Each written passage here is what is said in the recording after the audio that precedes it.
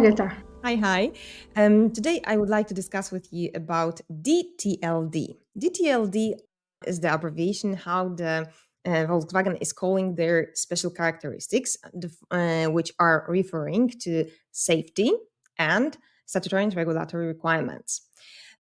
This actually will be very important topic because this is end user safety, yes, and meeting the requirements of later to introduce the product on the market.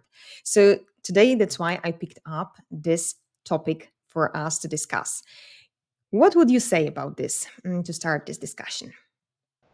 Okay. About the DTLD, or many times also name it DTLD self-audit.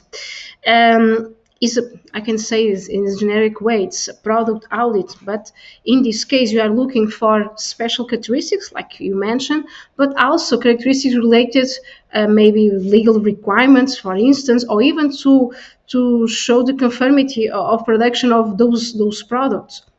But many times you are also related with characteristics or requirements that Volkswagen identify as D or DTLD on drawings or technical specification, for example. But now depends always the product that we are looking for. But DTLD is a moment that the supplier will assess if the product fulfill with those requirements, with if those characteristics are full the conformity that is written on the standards, but very specific because the scope we are looking for special characteristics or specific characteristics that are defined in the scope of a DTLD, not the whole characteristics of the product in terms of function or dimension, for example, but the scope it's very small and always depends what is defined on the drawing or in specification, like I mentioned. Mm-hmm. Okay. The frequency is every 12 months. Yes.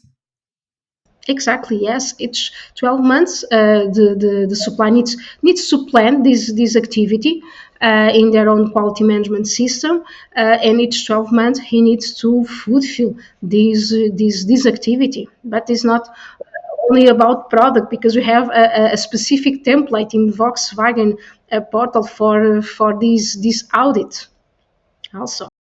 What is happening if we will not meet the requirements? Because there are two results, possible results: meeting all of them or not meeting even single one characteristic. Yes.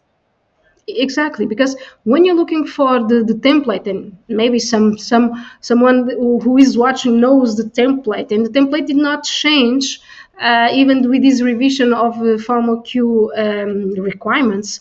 We have some questions related requirements which the supplier needs to fulfill, yes or no. Or also, if there is any deviation in terms of product, any failure A, B, or C, but in case of a failure, for example, the supplier needs to inform Volkswagen. He needs to identify deviation and take actions for those situations. And for sure coordinate with the customer this situation. Nevertheless, we're looking for characteristics that maybe can have impact in terms of safety of the car or in terms of a legal characteristics. So the supplier also needs to assess those characteristics if they are a failure A, B, or C. But nevertheless, when you're looking for the requirements on Formel Q, concrete where is written requirements for DTLD, we don't find this explanation what is a failure A, B, or C. We need to go to the Formel Q capability, which they are written and explain how the supplier must identify those failures. But nevertheless, the supplier has obligation to communicate and inform the customer when a failure A or B is detected for example, in a DTLD. Mhm. Let's remind everyone that C means new business on hold. And what's more, we can get into critical path for the suppliers, yes, and development program. So this is not actually easy to handle situation, yes, because this is of course the safety, yes, or legal requirements as well. Okay, of course, we could say much more, but we will not say about the Formel Q capability itself. Uh, one thing to remind, there is one question regarding DTLD in Formel Q capability appendix. Let's not forget about this, okay? That we have to also refer in our audits to this question. Exactly, exactly.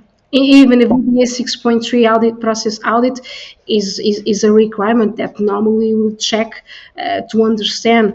And some from my experience, many times there is a misunderstood, or the organization didn't know exactly which are the characteristics defined as a DTLD. Nevertheless, is activity that must to be done during the project phase. Identify which are the scope of DTLD audit. This is very important. Many times during the audits, I ask about this, and the phase it's like, oh, we don't know. The customer did not say nothing about it. Sometimes they don't understand or didn't have analyze, make a risk assessment of a specific technical engineering standard, for example.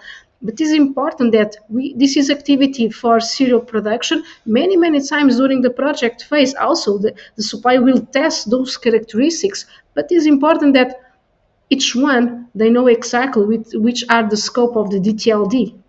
This is a very important message. Many times the supplier don't know, or sometimes the project team doesn't know what is a DTLD characteristic or never heard about this. This is very critical many times. Wow, wow, but this is really, I would say, boundary situation. I hope so. Okay.